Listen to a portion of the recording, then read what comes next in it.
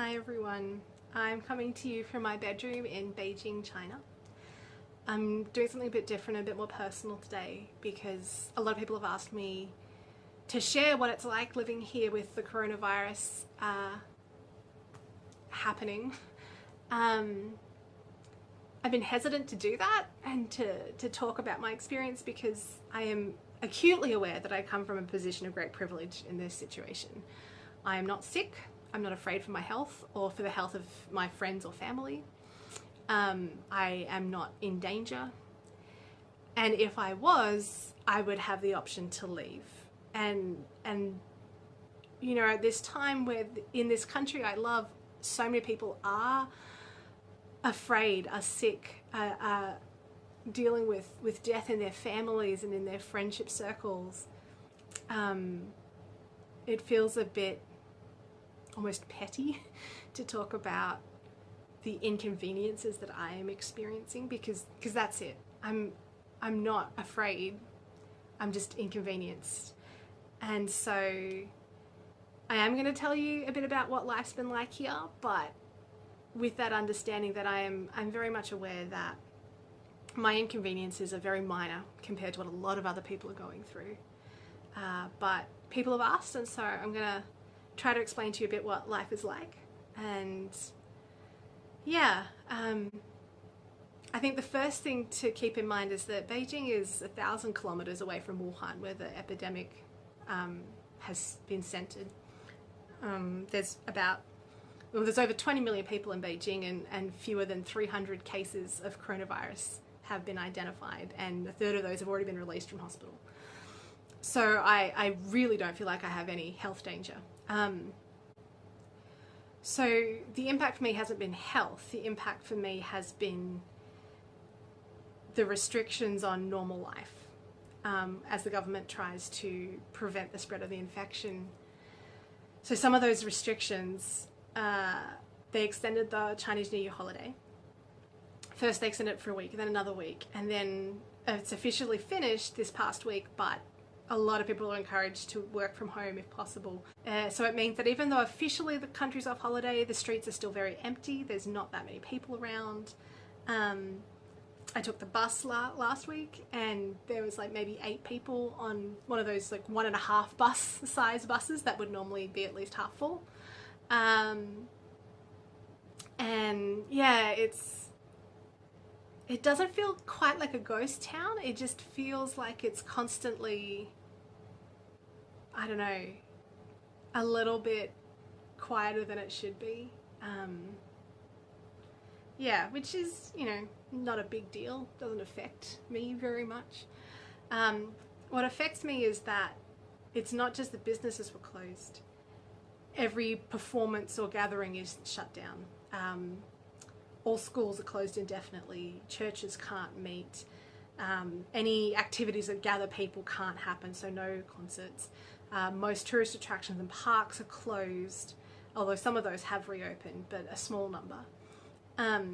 Which means that it's a bit isolating. There's not very many places to go. There's not very much to do. There's not very many people to see. For me, you know, a lot of my friends aren't here.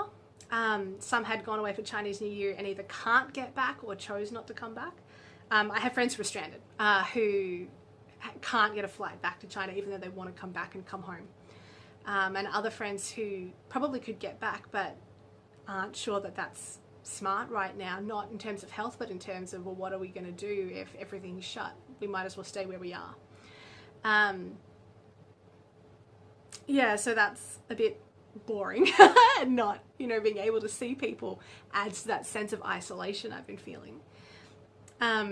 Even going out on your own isn't necessarily easy because so much is closed. One of the expat magazines here is keeping this daily list that they update of what's open and what's closed and what hours, and some are open only for delivery. Starbucks is technically open. It's open from about 11 a.m. to 4 p.m, but you can't go and sit in there.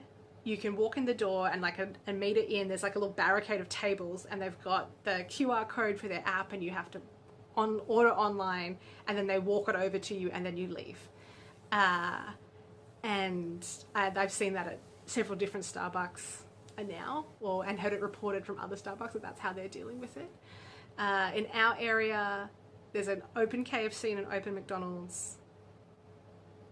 I think I saw 1 or 2 other restaurants open. My husband said that his favourite noodle place he saw was open as of yesterday. So it's slowly starting to open back up a bit. But yeah, it's you can't count on having places to go, even if there is something near you. Compounds are shut down, so you can only have residents coming in and out generally. It's unclear where all of the rules are coming from, if individual compounds have their own rules. I think even if there's a guideline from the government, each compound's doing it their own way.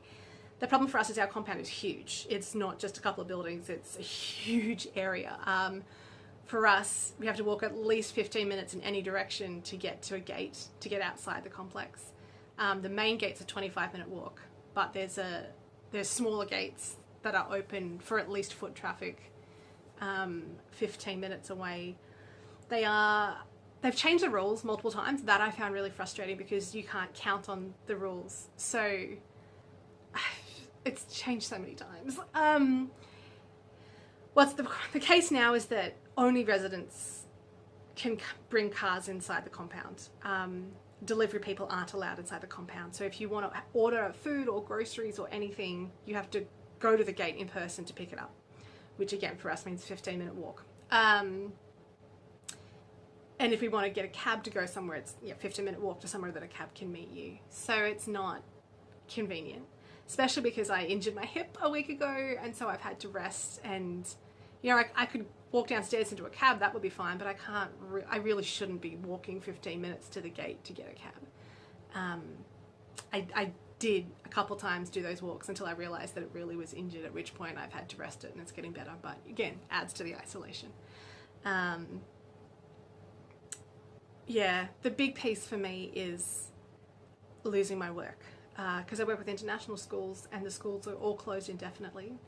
The government changed the start date multiple times and now there is no restart date. It's just an indefinite closed until we say so. I know at least one of the big international schools said they'll give a 3-week notice before classes starts. People can get back to China and do their 2-week quarantine. But I mean, to me, that means that there's no way it's opening before mid-March and more likely to be April. So I've already had all of my work for February and March cancelled. And I think April's looking sus, because if the schools don't come back to April with all of this going on, I'm not sure how ready they're going to be to have outside speakers come in straight away. So we'll see what happens. I think the hardest part is how indefinite it's been. It's the fact that, okay, the holiday's extended by a week, the holiday's extended by 2 weeks. The schools are closed for an extra week. The schools are closed for 3 weeks. The schools are closed indefinitely. It's one school postponing my work and then cancelling it, and then another school and another school and another school, and the conference I've been helping run, like that, it felt for a while like every day I was getting a new cancellation. I think it would have been a lot easier if right at the beginning we would have known, okay, no school until April, all of my work's cancelled, and you could just adjust and deal with it. But it's this constant readjustment that's happening I find the most wearying, because you get your head around, okay, this is what life looks like. Oh, and the next day it's changed again. Today I can have the cab drive me into my compound right to my building. And the next day when I have groceries to carry, nope, he's stopped at the gate and can't get in. And I have to walk 25 minutes with 3 big bags of groceries. It's that's the really, it's just inconveniences, but the hard part is that it keeps changing and it's so indefinite and uncertain, and never quite knowing what tomorrow's going to look like.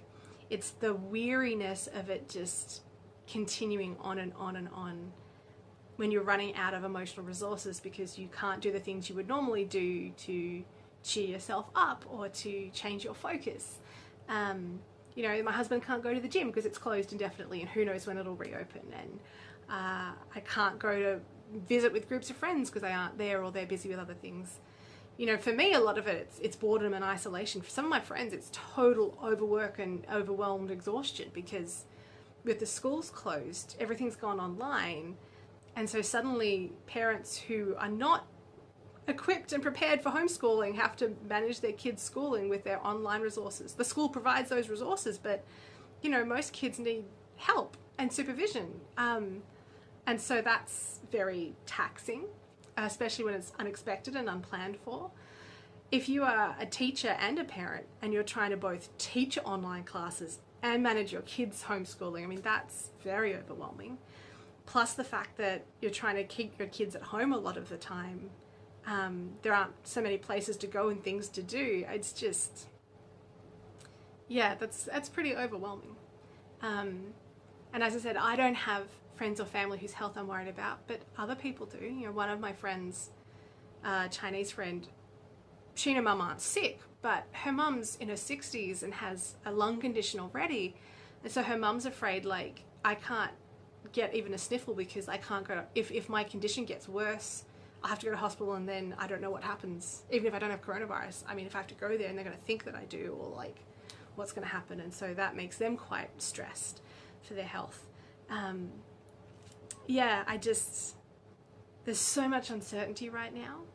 And the fact that so much of your community are all dealing with it and you know, feeling this place of privilege, that it's important for me to be able to listen to and support my friends. I'm really depending on friends outside the situation to be able to listen to me and to my stress through it. But yeah, it's really strange. Sometimes I sit and I wonder, how is this so exhausting and wearying when nothing's really happening and nothing's really wrong other than losing the work?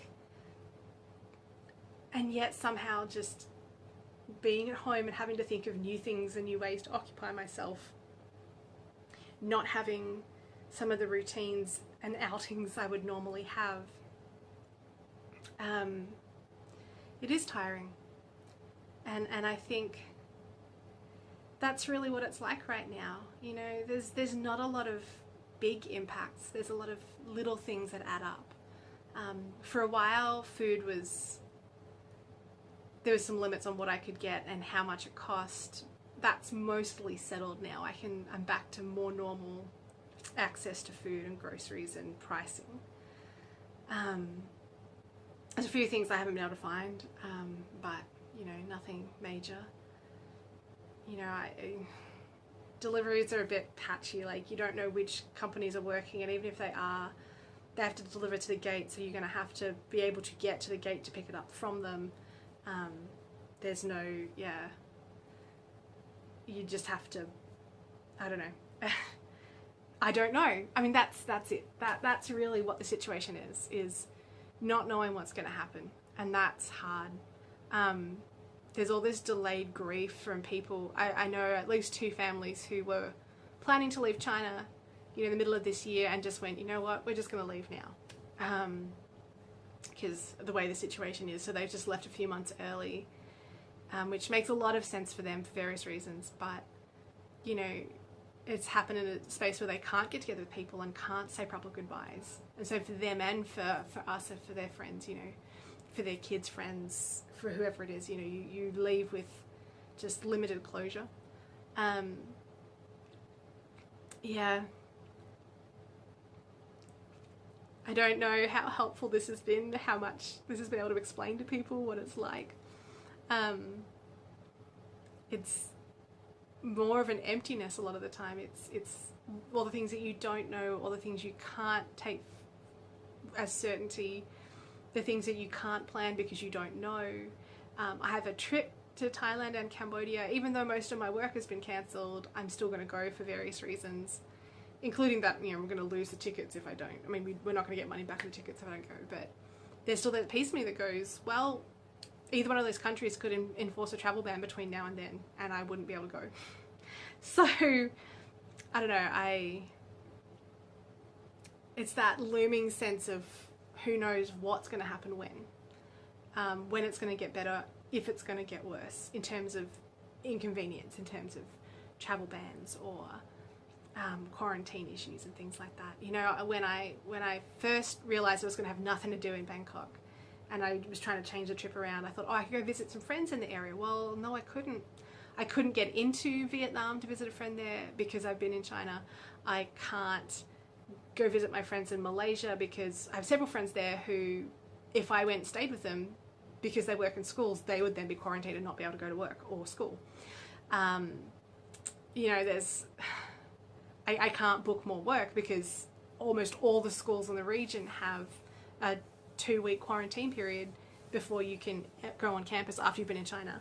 And some are completely closed to outside visitors of any kind right now. So I just felt very like I don't even have an option to change the plan. And I think that's the exhaustion, is not having many options and not knowing when those options are going to change, for better or for worse. A lot of people have asked whether we would leave. And, you know, we kind of discussed it, but it didn't really seem like an option for us.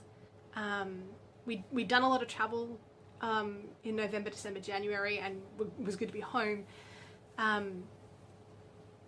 We're not from the same passport country, and so, you know, there's no one home to go back to. You go to one or the other.